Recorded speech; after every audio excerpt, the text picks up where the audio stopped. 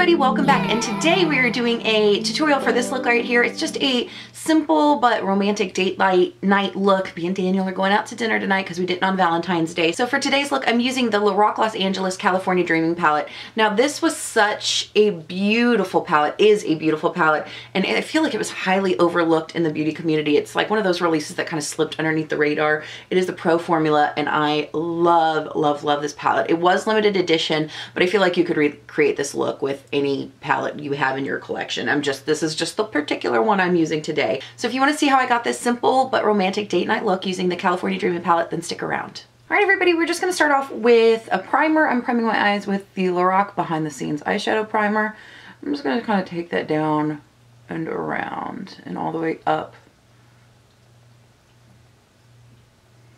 And all the way up to my brow bone. I did kind of revert back to my habit of setting everything today, so we're just going to do it the same way. So I'm going to take my Flower EO1 brush in the shade Cozy, and we're just going to use that to set that primer today. That's going to be a real simple look.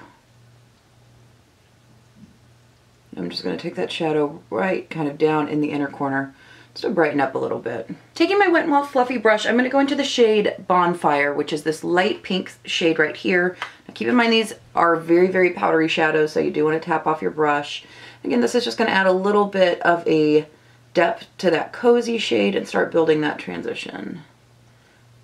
I always like to use a lighter than skin tone shade and something more closely matching my skin tone before I really get into my actual transition shade.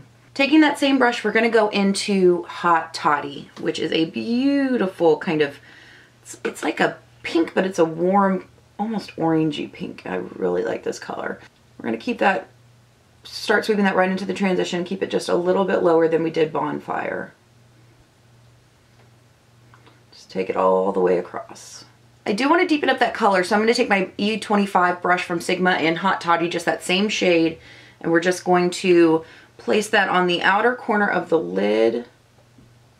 Just kind of pat it on and then start really concentrating that color in the outer crease. Again, once you've deposited most of that color, start dragging it over. Once I place that color, I'm going to go back in with my Wet n Wild Fluffy brush with no more product on it and just blend it out. Picking up that E25 brush again, I'm going to go into this shade right here, Cable Knit, which is a dark, deep, cool brown, but it's got a little bit of a purple undertone, which just makes it work beautifully with this palette. I'm going to, again, just kind of place that on the outer portion of my eye with that flat side of that brush. And then we're going to start working it into the crease. And I'm just tapping off my brush and then building it up slowly, because this can get dark really fast. And once you've deposited most of that color, again, just kind of drag it over. Keep it really, really tight to the crease. And so you are going to get some kick up and some fallout with this, so that's why I have not done my foundation yet. I'm going to clean my brush off with just my little color switch dupe thing that I have. And I'm going to go back into that shade Hot Toddy. I'm just getting a little bit on the brush, and I just want to warm up that color a little bit more. So I'm going to be a little bit more generous towards the inner portion of the lid, and again, just sweep it up and blend it out. Pick up that fluffy brush again with no more product on it. We're just going to blend everything out, make sure it's really, really soft and there's no lines of demarcation anywhere. And then I'm going to take that Flower EO1 brush, again with no more product on it, and just go right underneath the brow bone just to blend it out.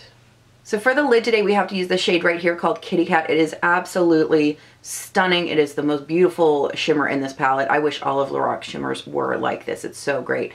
But I'm just taking a flat shader brush. This is a Mash brush, which again is just a little no-name Amazon brand. I'm going to get that shadow dry on the brush, and then I'm going to spray it down. And I just find that this helps preserve the integrity of the shadow so you don't get hard pan by going into your shadow with a wet brush. So I'm just going to paint that along the inner half, inner 2/3 of the lid. Now if you have hooded eyes and you don't like to see this color transfer up, you can definitely use a glitter glue. It doesn't bother me so much, so I generally don't deal with it. Don't worry about that. I just wet the brush. So now I'm going to flip that brush over to the dry side, and I'm going to pick up more of that Kitty Cat shade, and I am going to pat it along where I applied that shadow wet. Picking up that E25 brush again, I'm gonna go back into cable knit and just a tiny little bit, tap off my brush, and then we're gonna start just wiggling this right along the transition to blend in that kitty cat shade with cable knit. You get a nice seamless transition, and I'll use whatever's left to kind of knock down that glitter on the eye. Sometimes you might have to play with this transition. You'll have to go back and forth. Just do, you know, do it until you get the transition that you like. I can't talk today. I'm going to clean off this brush again. I'm going to go into the lightest shade in the palette called Sandcastle, which is a beautiful shimmery shade. And I'm just going to kind of work this right in, not wetting my brush, just kind of working it right in over Kitty Cat. For mascara today, I'm just using my Wet n Wild Mega Length. This is my favorite mascara whenever I'm going to wear lashes. For my lower lash line, I'm just going to go in, or my lower waterline, I'm sorry, I'm going to go in with my Urban Decay 24/7 Waterline Pencil in Walk of Shame.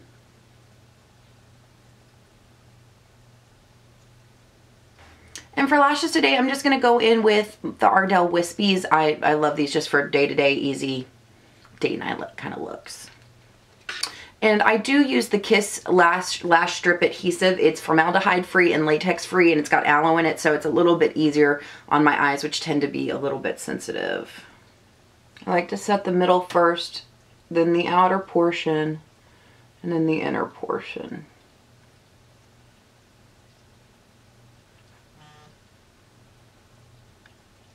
While those are drying, I'm going to do my foundation and my contour just because that's boring to watch on camera, and I will be right back.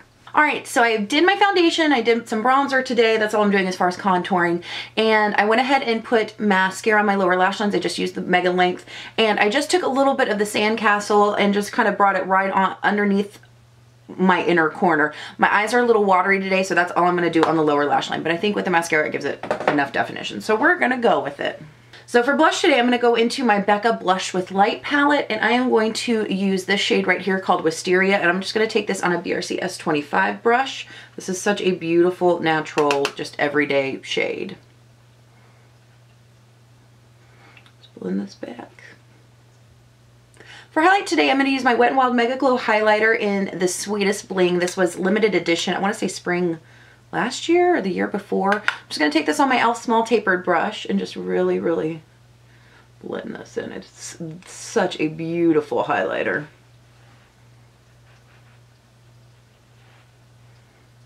For lips today, I'm going to go in with my MAC Mini. This was from the Christmas collection in Half Calf. These are so stinking pretty.